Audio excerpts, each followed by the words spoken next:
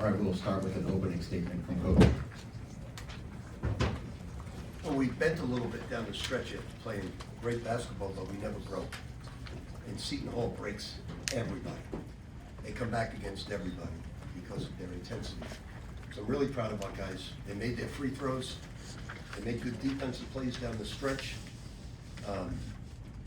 Certainly, when you can break pressure and make your free throws, you're always going to have a great chance of maintaining your lead. So did a lot of good things tonight. Offensively, I thought we were excellent the entire night. This young man here is like a third guard because he does so many things that don't show up in the stat sheet. And Joson has tremendous, like he said, what do you think he jump shot? He said it's cold-blooded. I meant to say cold butter cheese. Okay, Joson's going to say a lot tonight. So. All right, we'll start on the left with Roger. Rick, the last night you guys beat a team that was a pretty accomplished offensive team, and tonight you beat a team that was a very accomplished defensive team. Can you sort of speak to the characteristics in play on this team that allow it to do those two things? Well, I think, walking up over here, John Fanta was asking me a question, how impressive is it to go to a second final game? I said, what's really impressive to me is to beat Seton Hall 3 times. That is not easy to do because of the way they get after you. And we're excited to play. We played really good offense tonight of moving the basketball, attacking inside the paint. We controlled the paint the entire first half, and that's what you have to do. And about being able to beat teams that are both like offensively oriented and defensively oriented? We're playing good basketball right now. I've been impressed so many segments of this season with the way we responded against Connecticut for Villanova, the way we responded at Seton Hall to get that victory with a lot on the line, and the way we responded tonight. So we're proud of our guys. We know we have a road ahead of us. It's going to be very difficult, whoever we play, and we'll just take it one game at a time. We'll go to Adam. Yeah, for Rick and Dillon, St. John's has the opportunity to make some history here. The school's never won back-to-back Big East tournament titles. You have a chance to do that tomorrow, and also Coach could win back-to-back tournament titles with 2 different schools. What does that kind of opportunity mean, the chance for history like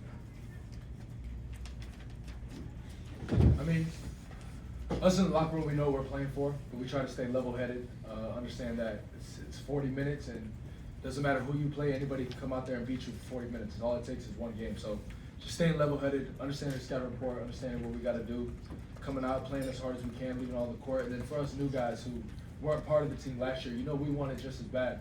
And we have the same type of chip on our shoulder like we're defending it like if we won it last year with them. So it's just about coming together, staying as one, going out there and compete for 40 minutes. And these guys, what they don't understand because they're young, they're very proud of their accomplishments, but what they don't realize is that St. John's in the 60s, 70s, and 80s dominated the East Coast. It was a dominant basketball team. From Lapchick to Conasec, it dominated. And then they went into hibernation like a bear for a while. And, these guys got them out of hibernation. But there's Dillon and Joson don't realize how good St. John's was back in the day. They were a great basketball team. They dominated the East Coast. With Kevin and Zach. Dillon, right before the postseason, Coach Pitino was saying he had a meeting with you and he needed you to be more consistent as the postseason was coming and you were playing a lot of games in a short amount of days. What did you take out of that meeting and how have you kind of used it on the court over these last 3 or 4 games? Just taking my motor and never turning it off. I think that's the one thing. For me, it's never about scoring or anything like that. It's about defense, just playing with a high motor. Like I always say, figuring out different ways that I can help to get the team a win, no matter what it is, handling the ball, guarding, whatever it is. So for me personally, I just wanted to make sure I have a high motor at all times and never turn it off. Joson, first time in the Big East tournament, these last 2 games, and you shot it well. Can you talk about your confidence and what's it been like for you to be in the Big East tournament? It feels great, When I come off the bench, I told Cal, like, we need some threes. When coach put me in, I just did my thing. Can you tell me that before I put you in?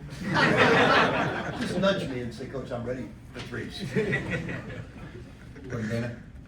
Rick, over here. To your point about what you're saying with the history of St. John's, you've been in this league for a lot of iterations and a lot of Friday nights here. What does it mean to get this program to tomorrow, kind of where the world is and where this particular league is right now? Well, it gets very difficult because I got lucky this year because we have a brand new team and they're just as good attitude-wise as the team before. We went after character this year more than anything else. We went after character. And it starts with these two guys. Joe never complains. And I love Bryce and Dillon because they know when they mess up and they come back and they just go, it's on me, it's on me. And they don't even give me a chance to get on because they're such pros. And I've said it all along, Joson's physically the most talented ball player on the team. He's only gonna grow. He made a big time play down the stretch defensively. And he's grown as a defensive player. And that's exciting because he's so much better defensively, he's so much better doing other things. But he is a cold-blooded shooter. I got great confidence in him. Up front. Cold butter. Cold butter. Okay, cold butter. Learn it. This question is for Rick and Dillon together, more about your chemistry as a team going into the tournament. You guys have stepped it up a notch, 2 games in a row where you've led from start to finish. But more, talk about the team overall sort of coming together in the flow that you guys seem to have established in these 2 games. I think we've been through a lot early on in the season. One of the hardest things, like Coach P has said, is playing with a lead, and that's something we've learned from. We don't want to get into a position where we're down 15 like we have against Xavier and Seton Hall and trying to fight back. So it's just staying level-headed as a team, coming together, and it really starts with off-the-court stuff for us. Just hanging out all the time, chatting, and just being together. It really helps on the court. So when we get to those positions, we know to trust each other and have each other's back. Right. Question for Coach. Coach, congratulations on advancing and being the Big East Coach of the Year last year. What are your thoughts on the job that Coach Holloway has done this year with the Seton Hall Pirates? Well, look, I coached against Shaheen when he was at St. Peter's and in the MAC. Thought he was great back then. Knew him as a player. I love the way he gets his guys to play hard, unselfish basketball. He recruits a lot of no-name guys that aren't on the radar and makes them name guys. So he's tremendous. He deserved Coach of the Year by far. I know that he does so many great things. Defensively, offensively, he runs really good sets. So he's tremendous. He's a terrific coach. Seton Hall is very, very lucky to have him. Dillon, you almost played 37 minutes tonight. How do you get your body ready for another game tomorrow? Just take care of it, hydration, working with the trainers. We got best trainers that I've been with, so just working with them, keeping my body right, and then honestly just keeping my mind right too, understanding what I got to do, and like me and Coach Mass joke all the time, make sure you get some rest. So I got my rest. 5 assists, no turnovers, 6 rebounds, 13 points. I mean, and playing all those minutes didn't turn the ball over at all. Pretty special. Got some sleep. We've got time for 1 or 2 more. Rick, you guys kind of set the tone early on with a sense of physicality with 20 points in the paint off the bat. That physicality, was that something you guys were able to use down the stretch when Seton Hall was making a run? Yeah, we've gotten people in foul trouble the whole season by creating movement and going inside first. And Zuby, he only made 1 bad play at the end of the game. He had the ball, got to go score. He's looking to pass it. Outside of that, he's great going back door. They all look for him. So our offense works inside to out, and when you do that, you're going to get fouled. So it was a great performance offensively tonight. I thought defensively, both nights, we came out like starving dogs, ready to play, and that's a good sign for us.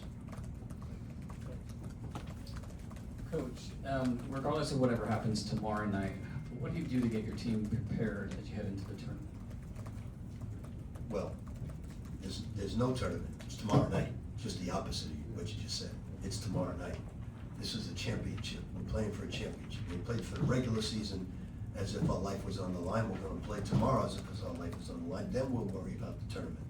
But we're not thinking, we're just thinking of beating either Connecticut or Georgetown, whichever one wins, and focusing on them. We know it's gonna be tough. They're both excellent teams. Georgetown's playing great right now. So we'll be ready. We'll get our rest. We'll be ready. We'll watch the second half together. St. John's, thank you. Great.